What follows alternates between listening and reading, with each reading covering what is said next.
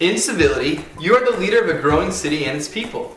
You gain status levels by claiming status cards through trading resources, battling, and winning world events. The first city to reach status level 5 wins the game. We are going to walk you through setup and gameplay. Setup. There are 6 cities to play as in the base game. Each city has unique abilities and strengths. Players choose a city by drawing from the city deck. You can get Thief, Modern, Early Man, or Utopian, Fantasy, or Medieval.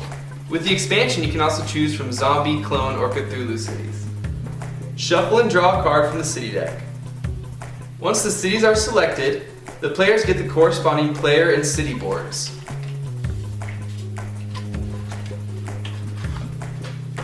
The Civility game board has 3 different setup options. This is the compact option with the board folded if you're playing in a smaller area. If playing with the expansion cities, the board can be flipped over to the 5 to 6 players side. We'll be demonstrating setup and gameplay on the 2 to 4 player side of the game board. After setting up the game board, players can place their city boards on the game board. The corresponding player board is lined up behind the city board, closest to the player owning it. Each city begins with different resources and strengths. Their starting levels are indicated on the city boards by a highlighted number. Turn your dials to reveal those numbers. Those are your starting levels. Each player places 1 status token on their player board, starting off the status area, or status 0. Status tokens are used by players to mark what status their city is currently on, and what special ability is currently active. You can only have 1 status ability active at a time. So if you move up to status 2, you gain that new ability and no longer have the status 1 ability. To start the game, all cities start at status level 0, indicated by the token off the board. Each player places 2 bridges of the same color, and the same color as their status token, on their city board. They also place their city's corresponding army piece. Each player also takes 1 save die token and places it in front of him with the number side facing down, indicating no die is currently being saved. Shuffle the status cards and place them in a pile face down in a location labeled status cards. Shuffle the personal status cards and deal 1 face down to each player. Gather all the world event cards, part of the Civility deck. If playing with the 5 to 6 player expansions, only add the Zombie Fog world event if Zombie City is being played, and only add the Cthulhu Chaos world event if Cthulhu City is being played. Randomly take 6 world events and place them in the Civility deck. The remaining world events will not be used for this game, unless you want to get crazy. Shuffle the Civility cards and place them in a pile face down, either on the board, in the labeled location, or somewhere else convenient where all players will be able to reach them. Steal a turn and attack anytime tokens are placed on the game board in respective places, and perk cards are either placed in their respective places on the board or at the side of the board. The number of dice needed for play will be 1 fewer than the number of players.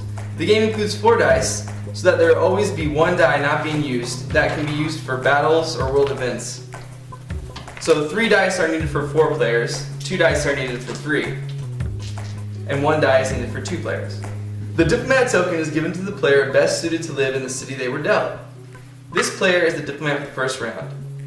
All players draw 2 Civility cards. If a player draws a world event, the world event card is placed back in the deck, and the deck should be reshuffled. The top status card is turned over on top of the deck. If that status card is battle related, then it goes in the secondary status area, and the second card is turned over. So each of these 2 statuses can now be claimed. Gameplay is made up of rounds and turns. To start a round, the Diplomat will roll the dice. In this game, there's 3 players, so we will only have 2 dice to roll. The yellow dice can be set aside for battles or world event cards. Once the Diplomat has rolled the dice, the players will now use that roll for the entire round. Turns begin with the player selecting a die action. When it's your turn, you have some options. Select a die corresponding to an action on the action ring on the game board. We will go over all the actions on the action ring after this. Play a Civility card from their hand that requires a die or dice combination, along with one of the corresponding dice. Or save one of the rolled dice towards a combo. Or choose not to play a die and lose a department level. Play one of the dice rolled along with a die that was saved in a previous round to perform a combo action or activate an ability. If no dice are available, the player must draw 2 civility cards. Or a player could discard a saved die and draw 1 civility card. The actions. Draw a card. Requires either a 1, 2, or 3. Draw 1 civility card from the pile. When the civility deck is depleted, all cards are shuffled to create a new deck. Move army. Requires any single die. Move your army to another city's port or back home. If your army is inside the port of another city, you must move your army to another port or back home. It may not stay inside the same port it was at the beginning of the turn. Build bridge. Requires 4 or 6. This is done by placing one of your bridge pieces in the port of another city. Occasionally, cards or other places will say move bridge, and build bridge both mean the same thing. A bridge is considered unoccupied if the army of the city the bridge belongs to isn't present in the port with the bridge.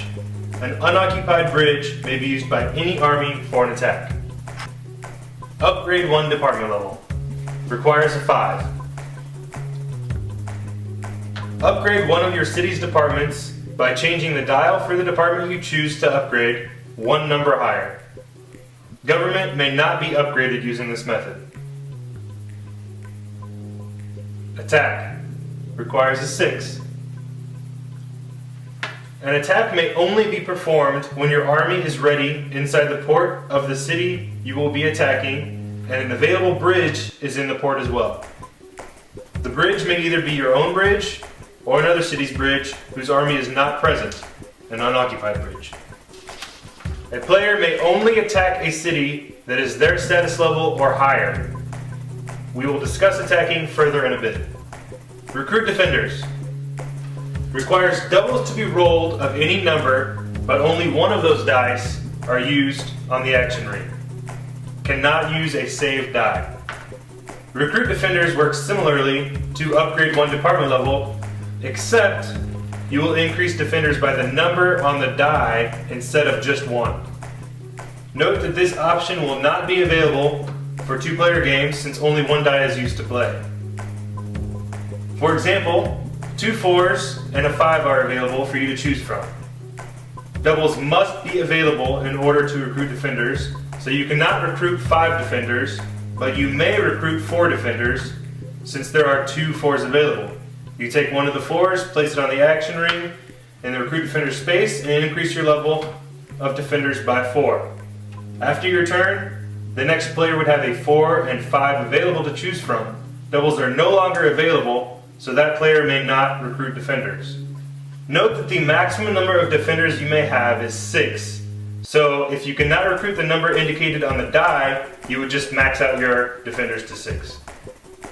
Steal a turn and attack any time require dice combos. We will go over how to save dice later, but here's what those powerful actions can do. Steal a turn requires a combo of 1 and 3. Steal a turn works a little differently in Civility than it does in other games. When a player steals a turn, they will play as another player. Once a player gains both dice required to steal a turn, he or she may trade in the dice for a steal a turn token. That token is turned in later to steal a turn from another player. In order to steal a turn, the player with the steal a turn token, player 1, will declare before the other player performs a die action, player 2, that they will be stealing their turn.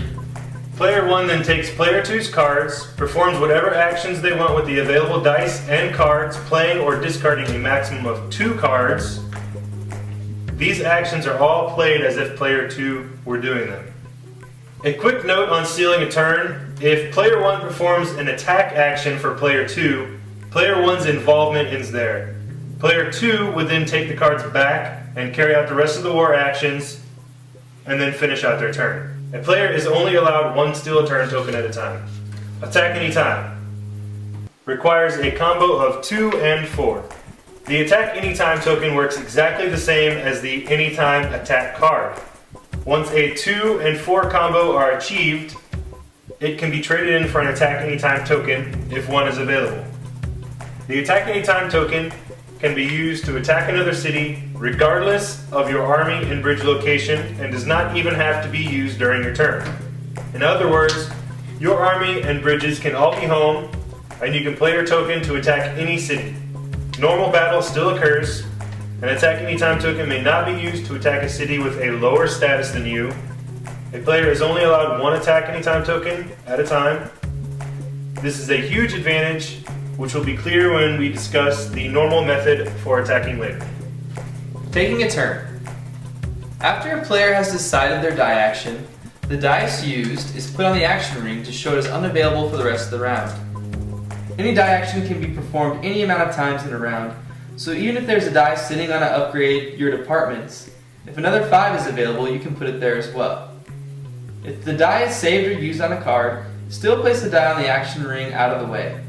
Players must always perform their die action at the beginning of their turn. If you are the last player in the round, you normally won't have a die available to you. If there is no die available, you must start your turn by drawing 2 cards. After the die action is complete, player 1 may then play cards from his or her hand that do not require the use of dice, up to 2, or discard cards from their hand, any number. Cards played will often be additional actions, similar to those in the action ring. Players must end their turn holding no more than 4 cards. Players may always discard 3 cards to upgrade any department level during their turn. After completing this and announcing that they are done, player 1 draws 1 card from the deck, playable next turn, and their turn ends. Again, a player must end their turn with no more than 4 cards in their hand, so the last draw is optional. If no dice were available to you, meaning you drew 2 cards, you do not draw this final card. In the same round, play passes clockwise to the next player, player 2. Player 2's turn begins with them performing one of the die action options. Instead of rolling the dice, player 2 will choose from the remaining dice to determine what actions are available. Play continues until the last player has completed his or her turn. This completes the round. The diplomat then passes the diplomat token clockwise, and that player is the new diplomat. The next round begins with the new diplomat rolling the dice and continuing play as described previously. A status card may be claimed at any point during a player's turn. Only 1 status card may be claimed by each player per turn. The goal of Civility is to claim status cards and increase your city's status. Let's go over claiming status cards. Status cards. Each status card has a unique goal that must be achieved in order to claim that card. Claiming a status card increases your city's status level. Each player also gets 1 personal status card per game. Personal status cards may not be claimed to reach status 5, but may be claimed to upgrade any other status. Personal status cards are discarded once used. Battle-related status cards are an exception and may be claimed during another player's turn. Battle results are reconciled before claiming the status. At the turn of a new status card, perks or additional abilities are awarded to the players leading in certain department levels. No perk is awarded if there is a tie in that department. Perk cards do not count towards ability limits. In addition to the highest department level perks, there is a pacifist perk. The pacifist perk is awarded to the first player to reach status level 3 without being involved in any battle, as the attacker or defender. This perk is only awarded to the first player to reach status 3 without being involved in a battle, and often may not be awarded at all during a game. The player that receives the pacifist perk must choose between 2 abilities. First, army and health are doubled during battle. Simply, the holder's army and health are doubled during battle. Health won't matter when being attacked, only when attacking. Or, gain department levels twice as fast. The holder of this perk will gain levels twice as fast. Anytime department levels go up, it goes up times 2. The following happens when a status card is claimed. The player claiming the status card must perform any action that may be required by the card. For example, if the status card requires 2 health and 1 government, then the player must reduce their city's health by 2 and reduce their city's government by 1 in order to claim the card. Please note that not all status cards will require an additional action to claim. Second, the player claiming the status card takes the face-up current status card and discards it. If a personal status card is claimed, it is discarded and the current status card on the status pile remains available. Third, the player that claimed the status card then moves his or her status token up to the next status level. The new ability associated with the new status level is immediately active, and the old ability associated with the old status level is immediately inactive. Fourth, the appropriate perks are distributed or swapped to new department leaders. This is done by each player obtaining the appropriate perk cards and placing the cards in front of them. Players may receive multiple perks if they lead in multiple departments. The top card on the status deck is revealed and becomes the current status card. If the next status card turned face up is a battle-related card, that card is placed face up next to the status deck, and another status card is turned face up. Either one of these cards may now be claimed. If the battle status card is claimed first, then the card on the pile remains and is the sole status card available to be claimed. If the status deck is depleted, the discarded status cards are reshuffled to create a new deck. After all this, the current player's turn continues. Now that we know how rounds and turns and claiming status cards work, let's go over attacking. Attacking. If a player has their army and an unoccupied bridge in another city's port, they can then use an attack action from a card or a die to attack. Remember, they have to be equal to your status level or lower. You can't attack someone lower in status than you. When a player has decided they are going to attack, they need to announce that they are attacking in order to indicate the attack has begun. I'm attacking. No cards or actions that could cancel or affect the attack can be played after this point, unless it's a cancel a played card anytime card being used to cancel an attack card. For example, after a battle has begun, a player may not then use their technology perk to bring their army home or play a card to blow up the attacker's bridge. Ample time should be given to the other players in between actions in case they want to play a card affecting current events. The base battle level is determined for the attacking city by its army plus current health level. To find the base battle level for the defending city, you take the city's current defenders plus the number of their army if the army is home. If the army is not home, you only count the defenders to define the base battle level. After the battle has begun, the defender is first to be able to modify their defense. Then the attacker may either modify or attack or retreat. So here are the modifiers. Both sides of the battle have the opportunity to either play cards from their hand to modify their battle level or roll a die to modify their battle level. The defender will first decide either play cards or roll a die. If he chooses to roll a die, he will roll and add half the number rolled, rounded down, to his base battle level. If he chooses to play cards, he will play any number of cards face down in front of him. The defender may bluff, playing cards that won't necessarily help in battle, but may convince the attacker his defense is stronger than it actually is, forcing the attacker to retreat or play more cards than needed. The attacker may now choose to either retreat or continue with the attack. If the attacker chooses to continue the attack, she may now either roll a die or play cards to modify her base battle level. The attacker may modify her base battle level regardless of the defender's choice in modify. The winner is then decided. If the attacker chooses to play cards, she will play any number of cards face up, all at once, and then the defender will turn his cards face up. If any battle cards were played by the defender, they are added to the defender's base battle level, making up his new battle level. Any battle cards that were played by the attacker are added to the attacker's base battle level, making up her new battle level. The winner is the city with the highest battle level. If the attacker chooses to retreat, the defender steals 2 cards from the attacker's hand and gets to keep any cards played to modify his attack. The attacker may not retreat if she does not have 2 cards to be stolen. If there is a tie, the defending player wins if their army is not home. If the defender's army was home for the attack, then the attacking player wins the tie. War rewards and consequences. If the attacker wins, they gain 1 level in government, economy, education, and technology. And they must choose a department in which the defender will lose 1 level in, excluding government.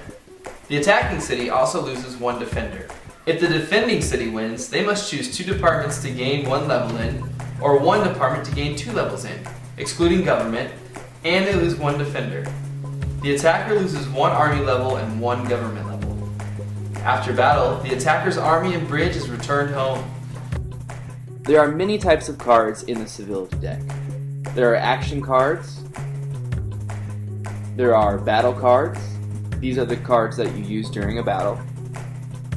There are anytime cards. These can be played at any time during your turn or another player's turn, just not after a battle has already started. There are ability cards. These are activated most of the time using dice. After activation, abilities are immediately available for use, and they remain usable until discarded, replaced, or stolen. You can have 1 simple ability and 1 complex ability activated on a city at a time. There are also world event cards. World event cards need to be played immediately when drawn. These are usually events that affect everyone. Whenever you play a world event card, the action starts with the first player clockwise to the player that drew the card. You can always consult the rules for detailed instructions on each world event card. There are some cards that require dice or dice combos. If you want to activate or use a card that requires a dice combo, you would have to save a die in the same way that you would save a die for a attack anytime token or a steal turn token. You are now ready to play Civility. If you have any questions or comments about the rules, you can find us on Board Game Geek. You can post them in the video comments below. You can tweet us, Facebook us, email us. We'd love to hear from you. Once again, thank you to our Kickstarter backers who made this all possible, and we hope you all enjoy the game.